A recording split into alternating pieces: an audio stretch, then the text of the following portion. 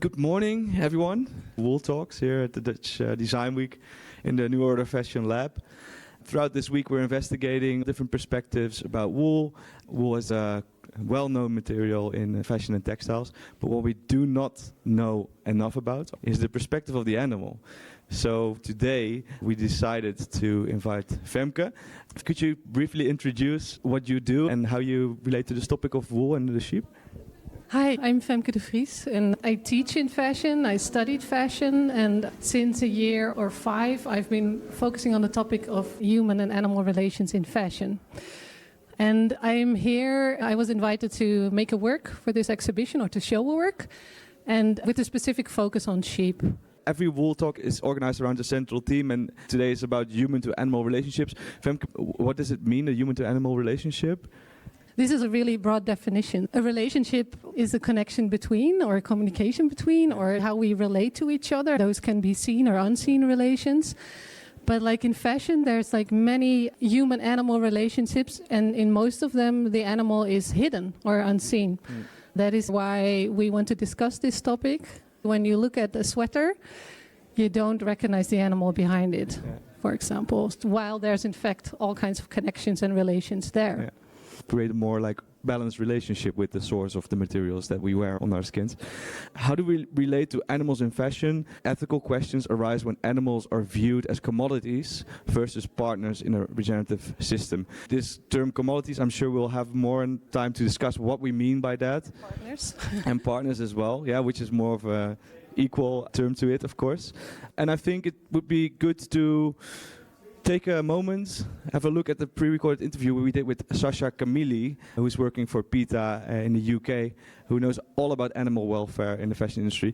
So we're going to put that on right now. Good morning, Sascha. Thanks first of all to do this interview with me. As we were preparing this program, we thought the perspective of sheep and animal welfare was crucial. For the people in the audience, could you explain who you are, what your background is, and what you're involved with?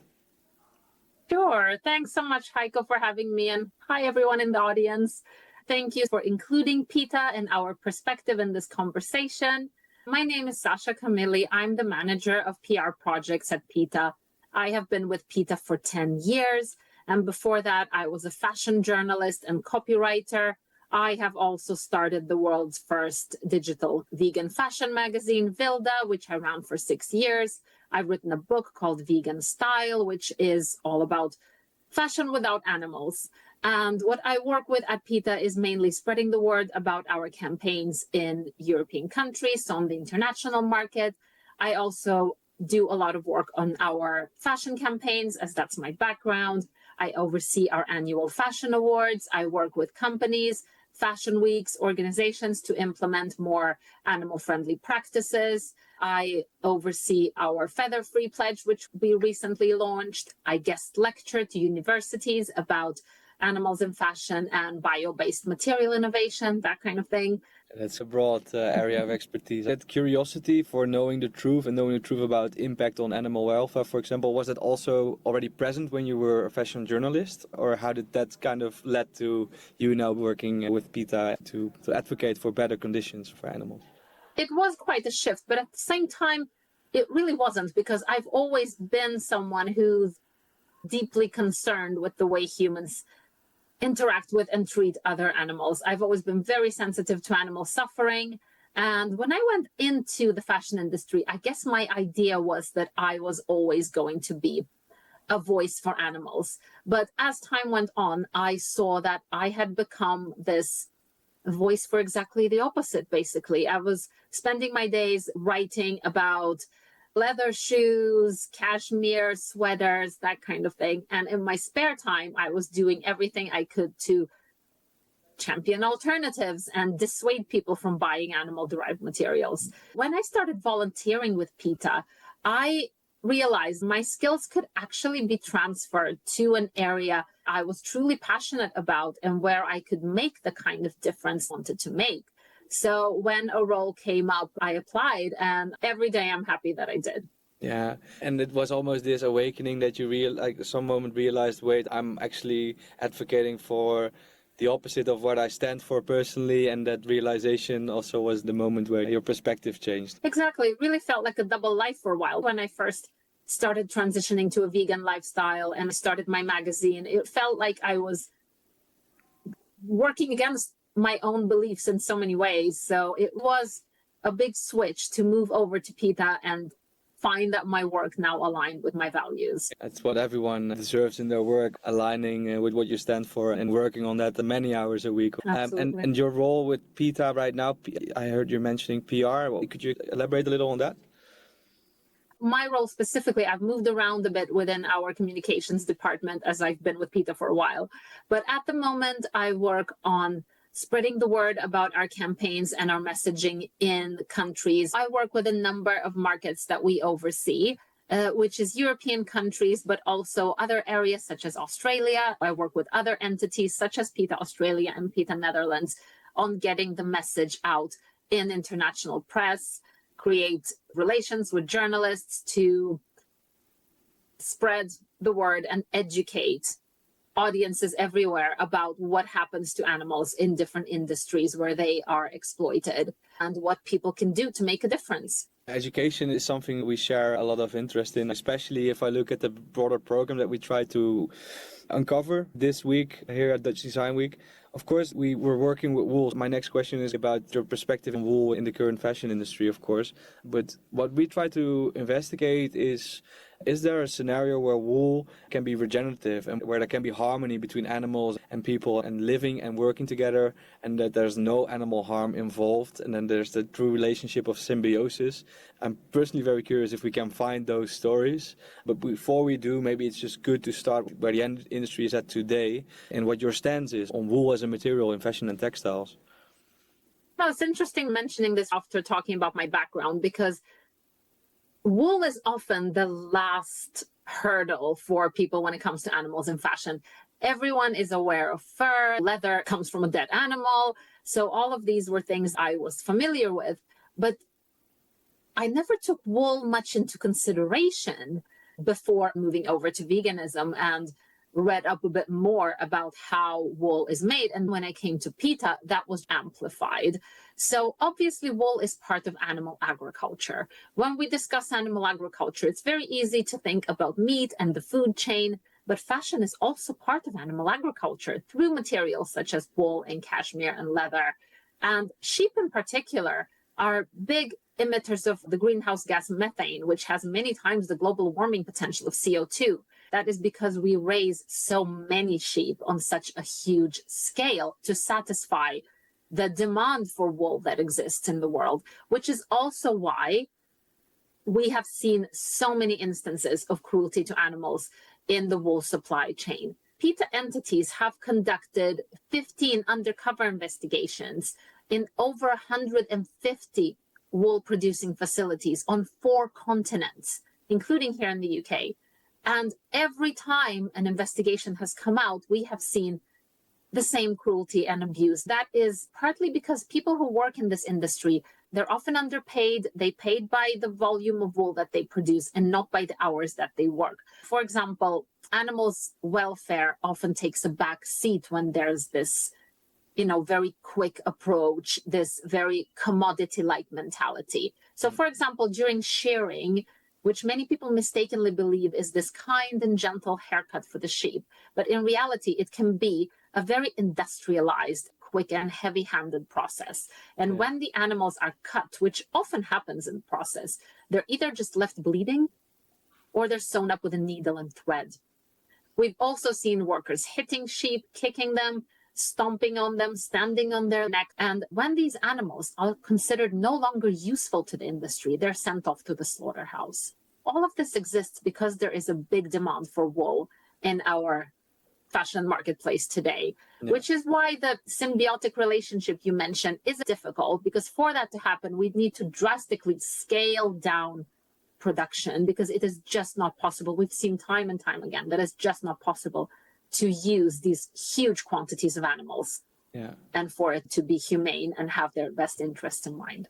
I think you answered my second question about where wool is today in the industry already. And I'm here with Femke while we're watching this. I know that her work that we have at display at her exhibition also showcases some of these imagery of industrialized shearing processes where the sheep are rough-handedly shorn of their fleeces. And it is quite a telling image to see how that works at that scale. The pressure that is put on all the processes in the industry, especially when we look at animal welfare today, that's just the scale of the industry, isn't it? It's like at that scale, it's impossible almost to see balance and symbiosis ways of working with animals. Like the issue here is scale, clearly, if I'm correct, right?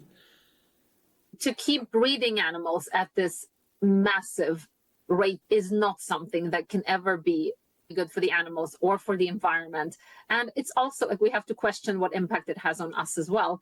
But especially from an animal point of view, just to think about how many animals are used for fashion and how they live, how they're housed, how they die, how they're transported to the slaughterhouse in cramped conditions at risk of diseases. Most of them are subjected to everything that factory farming entails, with overcrowded, often filthy conditions, close proximity to other animals, sometimes never experiencing the outdoors. This is just because we have this large scale production where animals are viewed as nothing but commodities.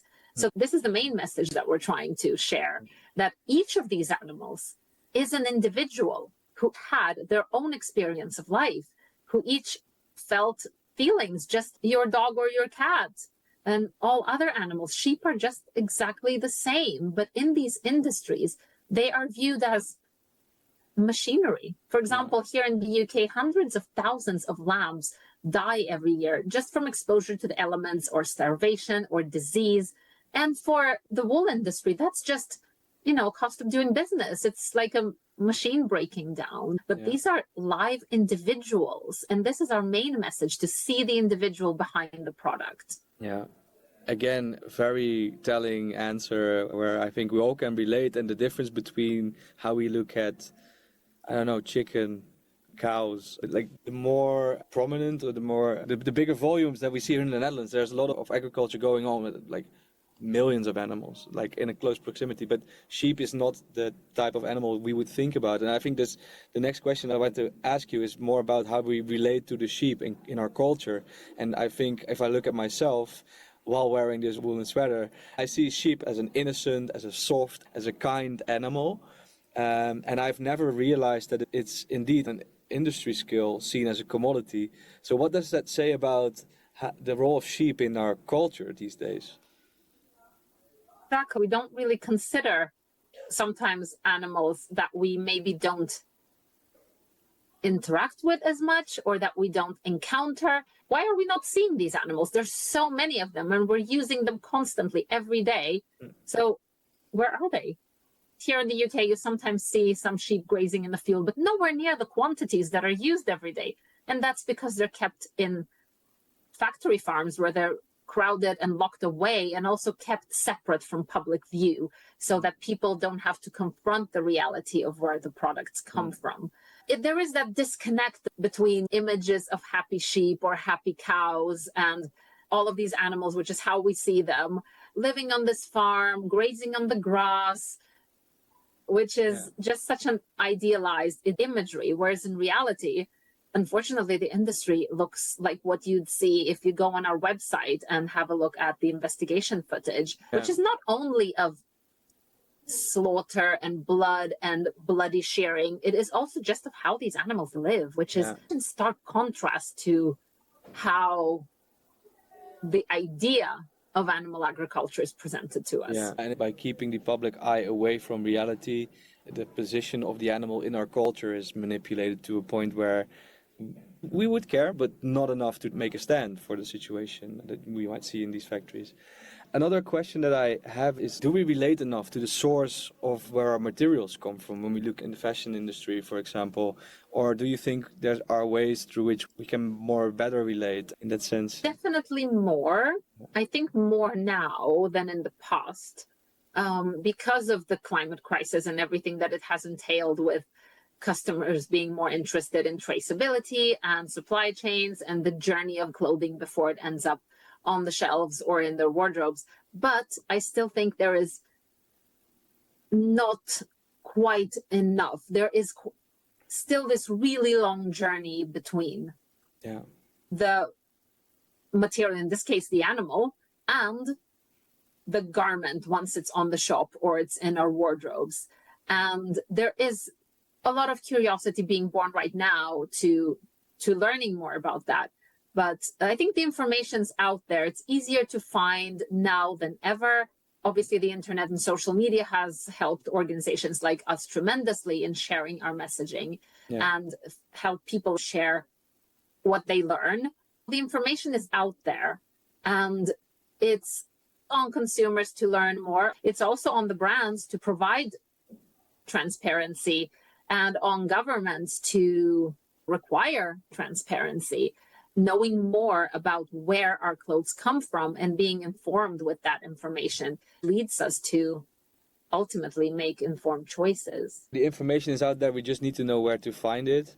There's more information on this now than ever before. We have leverage to have more animal rights represented in the industry and improve animal welfare in general. But then also something I wanted to ask you about is that I'm sure there are people in the audience watching this right now considering they have woolen items in their wardrobes and might consider a purchase of a woolen product in the future. Is there anything consumers can look at when it comes to wool and buying responsible wool, or should we look for alternative materials in general? First of all, if you already own a wool garment, then I would personally advise to just keep it until it reaches its natural end, because fashion textile waste is such a massive problem, and everything that we already have, I think it's completely fine to keep wearing. But if you're considering purchasing wool, there is a lot of desire to do well and to choose the right thing. But unfortunately, with everything we have seen with the investigative work that PETA entities have done, is that these standards, labels, certifications, assurances, they are marketing tools. They exist to make consumers feel better, not animals. And this is mainly because the transparency isn't really there. It is very hard to enforce these standards. It is very difficult for a company to say, this jumper, this jacket, this bag was made without any cruelty to animals, because there's just no way to be sure. We have seen several times these humane, ethical labels mean very little. For example, one of our most recent exposés was from wool facilities with the ZQ branding in New Zealand. And that, unfortunately, was one of the most horrifying investigations that we've seen in the wool industry. When this comes out, companies always investigate how this could have happened and apologize. But what should the consumers think if this keeps happening over and over again? The only logical conclusion is that raising animals on this scale for human consumption is just not an ethical thing to do. And there isn't much of a point to take this hugely unethical thing and try to make it a little bit better, especially now when we have amazing alternatives that are just as stylish, that are obviously kinder to animals and can be better for the environment as well. We are currently having a big promotion of wool made from plants. For example, as part of our PETA approved vegan scheme, which is a logo that we have for companies selling vegan items, we have introduced a 100% plant wool logo. And that is to be used by brands that make knitwear made from plants and not plastic. So just because you're not wearing animal skins or wools doesn't mean you have to wear petroleum-derived synthetics. There's a vast variety of plant-derived wools out there, for example, made from, maybe the most obvious one is organic cotton, but there's also hemp, there's soybean textile, there is tencel, linen, banana fibers, among the most innovative ones, different kinds of plant-derived wools, such as Indian company Farborg and their vegan wool made from locally grown plants that is all biodegradable. There's recycled materials as well. which recycling Huge on its own variety will of different fashion's pollution problem, but it's a step in the right direction. We have a vast variety of materials available. Yeah, I'm sure the audience is also very curious to hear a bit from Femke's perspective. One thing I wanted to end our interview on is the case of Dutch wool, where 1.5 million kilograms of Dutch wool is being discarded annually. It's about 85% of the total wool supply that we have each year. And all of this wool is considered a waste product, as a leftover product, when you look at sheep as a commodity, because sheep are not held for fiber production, they're held for meat, dairy, and for landscape management. Do you feel like there's a place in this conversation where if wool is a leftover resource, could that become ethical at some point? Could that be ethical? Because that's what I'm also curious about when we look at our program. Yeah, that's maybe the main question I would want to ask you as we try to round up the conversation for today. Do you think it can be ethical? Textile waste is a massive problem. So many tons of textiles going to waste, no matter what material it is a big issue. And that once again goes back to our overproduction problem of producing this much. But in this case, we are talking about a material that would come from other industries. So we'd have to see what are those industries to be able to answer the question whether it's ethical or not. And if we're talking about meat and dairy, they are among the biggest drivers of the climate crisis, with greenhouse gas emissions, soil, air, and water pollution, loss of biodiversity, deforestation, and everything else that meat and dairy production leads to. Obviously, we recognize that the world is not going to go vegan overnight, but as far as we can reduce our consumption of meat and dairy, then we definitely need to do it. To say that a surplus from that industry is per se ethical, when that maybe industry is very questionable on its own. And there's one example that I particularly liked in our program so far, and that was a shepherd that is working with a flock of sheep for landscape management, and the fur of the sheep also carries around seedlings and spores, and as the sheep travel through a variety of landscapes, it actually improves biodiversity. So maybe there's a silver lining. If that also happens in an ethical way, might be responsible, but it's clear to me that's too early to draw conclusions on this topic. But I think what we learned from this interview is that there's only a very small, negligible percentage of wool production that can actually see harmony when we look at animals and humans and working with the material. Difficult to achieve harmony when we're viewing animals as nothing but something that's useful for us, just a product, a commodity. How can we use them? How can they be useful to us? And instead we can learn more about who these animals are. What are their lives like? They value their families just as we do. They value their lives. They can be playful, curious, inquisitive. Just learn more about who they are as individuals, which is the key to achieving harmony. And that's the perfect segue to my conversation with Femke, who is here next to me. She's been focusing on this topic specifically in her works. Sascha, thank you so much for making this possible online. I'm sure there's a lot to think about after our conversation ends and a lot to reflect on, but to me it broadened my perspective, and hopefully the audience back at home has the same thing. Thank you very much. All the best with the efforts, and hopefully we'll continue this conversation sometime soon. That was Sascha from the UK. Maybe a bit of a long conversation to listen to, but I think a lot of interesting things were mentioned. How do you look back at this interview? What are some things that resonate most if you listen to Sascha's story? I must say, I've been thinking mostly also, we had a short chat before we started this, and I was curious how talking to Sascha affected your perspective on everything you've been doing here. It's really a two-sided conversation, right? That's perfect. One of my initial reasons to get into fashion and textiles was this question on why is it operating at such a enormous scale, and why is there such a big waste issue, like 40% is being overproduced. The question of material use was always a central one. And now listening to Sascha's story, it makes perfect sense that if we indeed consume at scales that the sources of resources are being put under immense pressure, it doesn't surprise me at all what I'm hearing here. But it paints the picture within for me to listen to Sascha like this. No, because we also talked about the romanticization of wool, for example.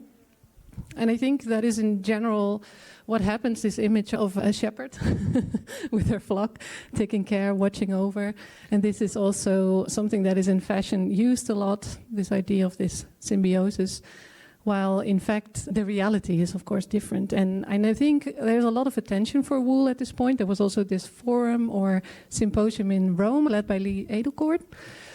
And I watched part of it. It was mainly very much about the symbolism behind wool and lambs. And it was almost religious. And that is, I think, tricky. Even though in the title the animal was mentioned, there was very little attention for what is a sheep? When do we really get to know the animal? How do they live? How do they communicate? What are their cognitive abilities, their emotions? All of those things are in general hidden to us. It is very much ingrained in this human-animal dichotomy that is a very Western construct also. And you can see how fashion is, in fact, promoting, or let's say it stems from, and it upholds a human-animal dichotomy.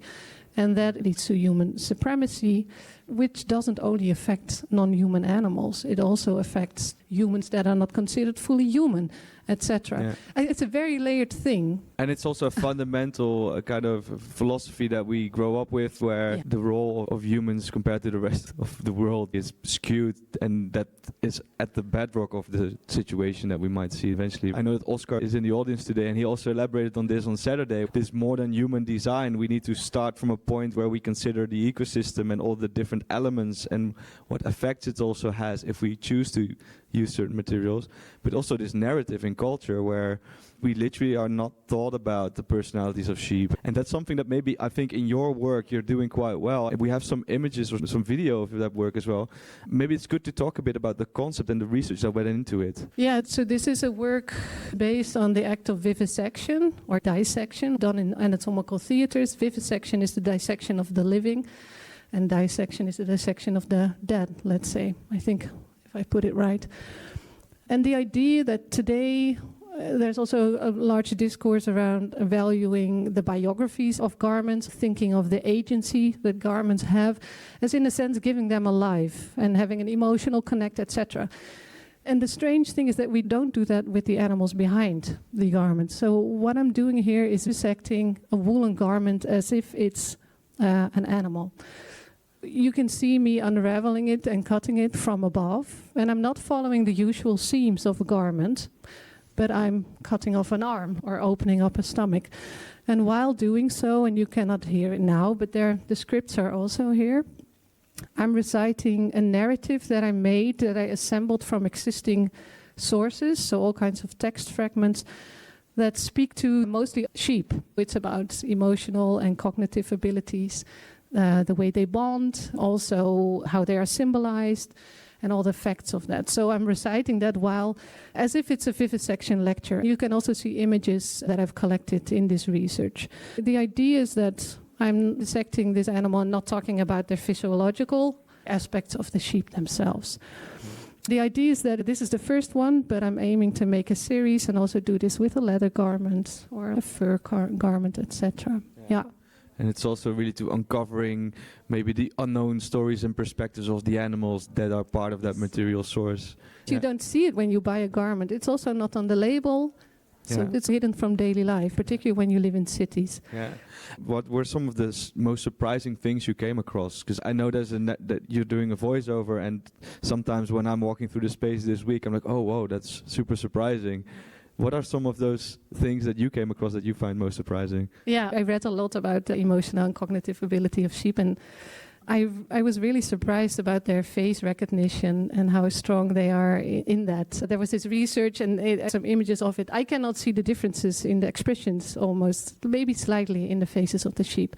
But they can, and they also recognize different human faces, and they prefer a smile over a sad face. And it shouldn't surprise me either. That is also something I learned. It shouldn't surprise me that other sentient living beings have those capacities. I think it indeed applies to much more than just this example, where the intelligence of live organisms in general might be way more than we can grasp with the current research or the current things we know. I always like to know more about the process of making your work. Is there a certain message that you hope to convey, or is it more of a presentation of what you came across yourself? How does that process go, and what do you hope that people take away from it? Yeah, I think it's all of that. In a way, I started this research into human-animal relationships, and I've also been very focused on the representations of animals. When we think of non-human animals in fashion, we mainly think about them as materials. But if you think about fashion media, like the image of the shepherd and the sheep, there's a lot to do with representation and media or propaganda in media. So I've been looking into that a lot. And I made this work, which the activation is about today. It is a cloakroom intervention in which I invite people to hang their coat and answer a set of questions about the animals present in their garment. They use garments as a way to think about non-human animals. That is one of the works. Those are actually a bit softer. When I started making this, it felt a lot more explicit. This video is the one that struck me most, where there's this machine grabbing the sheep and it was turning it sideways to have it shorn. We'll see it later today. So this is more the other activation, also for the people in the audience and the people online. Throughout the week we'll have workshops and activations every day related to the theme we're discussing. And for today, that is this reflection of thinking about what animal materials are in our wardrobes. You were saying that this is different than that activation. Do you also... I can imagine that it's different, but you might also be happy with the fact that it's maybe a bit of a stronger message that it conveys in that sense. Or, yeah, how do you look at that? Yeah, I'm still searching for what it means. It's a very new work, and it feels a bit more explicit. And it's also because I use quite some explicit images, like the graphic images, which I might also use in other works, but I think more clearly here. I was really happy to find this pink sweater, as it makes the garment look like a body, right? And as you can see this unraveling, the yarn starts to look like intestines. And also I talk about rough handling of sheep, etc. And I had to use my own voice. So it was much more to the foreground, which is also good. The nice thing with the activation is that I can talk to people, so it feels more like a conversation. This is more work that people look at and listen to. I'm trying all of these forms, and I do think it's important to send an explicit message and not only stay in the idea of human-animal relationships are important to acknowledge, but we have to acknowledge the power relations in there. I have another question that's more about your personal relationship to animal-based fabrics. You've been working on this subject for a couple of years now. How has that changed your own perspective on your wardrobe? Ever since I started doing this research, I also started phasing out animal materials. And also, even though I agree with Sascha saying you have these materials, use them, don't just throw them out, let's say. I never do that. I always bring things to the local thrift store, or I give them to friends and family. But I found it hard to wear animal materials knowing the suffering behind them. And that made me really phase out. The only things that I still have is some pairs of woolen socks knitted by my grandma, and I think a scarf, something like that. Doing this research and diving into these realities, it really changed my perspective on animal materials. It's a shame because it's also a material that has beautiful characteristics and is durable, breathable, biodegradable. And then the alternatives, the synthetics. I was happy that Sascha mentioned that there's a lot of plant-based alternatives these days because synthetics also bring side effects with fossil fuel-based and microfiber pollution. I would like to jump in there also. That a plastic discussion is very important and relevant, and we need to acknowledge it, but it's also used as an excuse to move our focus away from animal suffering. It's a really handy strategy to not get rid of the animal industry, animal fibers. It's also these different narratives we see in the industry, of course, where there's certain manufacturers or raw material suppliers driving a narrative that's more pro fossil fuel-based synthetic alternatives because they are supposed to be vegan, but they come with their own consequences. The same thing for cotton, of course, like the water consumption that cotton needs. Don't forget the water consumption of the agricultural livestock industry. That is such a big polluter. I can see that. And so maybe then also we come back to this issue of scale, and that less is the only way to put less pressure on the system and open up space for more ethical, more sustainable practices. And slowing down maybe also is, if we look at our own wardrobes, is a valid strategy. As we're nearing the end of this morning's talk, if anyone wants to ask a question, this is the moment.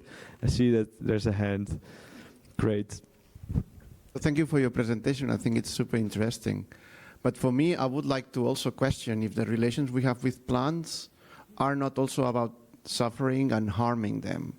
I think we harm any living being that we have an extractive relation with.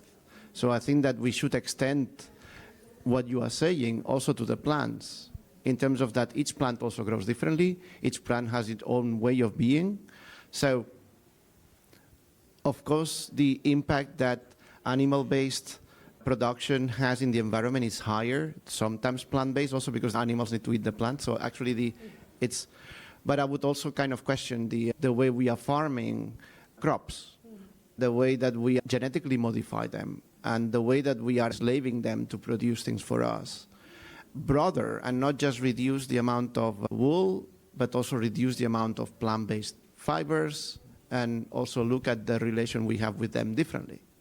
Because if not, we are just moving to the next thing, and maybe the next one will be bacteria, and then we are going to be slaving bacteria, and then who knows what we are going to be slaving. This waterbed effect that we might not see yet, but that might happen as a consequence. Yeah, I agree that we have to think about all relations and all layers and connections and beings and the way they live. I think in this research I decided to focus on sentient beings, proven as sentient. And it's also something that I think is a huge gap in fashion. That is also the reason why I decided to focus on this. Because in post-human discourse, which is, it's much more accepted now in fashion academia, also fashion practices, there is also a really quick jump to plants, mycelia, fungi, etc., which is great also because it really expands this range. But on the other hand, we jump over sentient animals in livestock industries. So I think we need to do all of that, but I'm really trying to address this specific gap. Yeah. Yeah, and maybe this is also almost in the realm of spirituality, where we can acknowledge that it's like this interconnected ecosystem. It all comes down to respect for any source that you use, this relationship with extraction industries like the fashion industry. Rounding off this morning's talk, what we can learn from the human to animal relationship is that it's something we need to talk about more. And I think we have all opportunity today to do that. Also for us as a platform, New Order of Fashion, looking for these examples where we can find symbiosis between the source and the one wearing a garment. So I think that's homework for us as a platform. We have to round it off for this morning, but feel free to stick around to have the conversation after the live stream is over. Before we close off this live stream, I briefly want to thank all our sponsors. I wanted to thank Femke Vries. Give her a warm applause, please, for her contribution today. Also a special mention to AV Partners for making our live stream possible this week. It's been great to be able to broadcast it online and to also have archive material that we can look into. Maybe we've missed some things in the conversation and we can spread the message even more. So thank you very much. Finally, I would want to have a warm applause for yourself for being here this morning, and have a nice rest of your day here at Dutch Design Week. Thank you.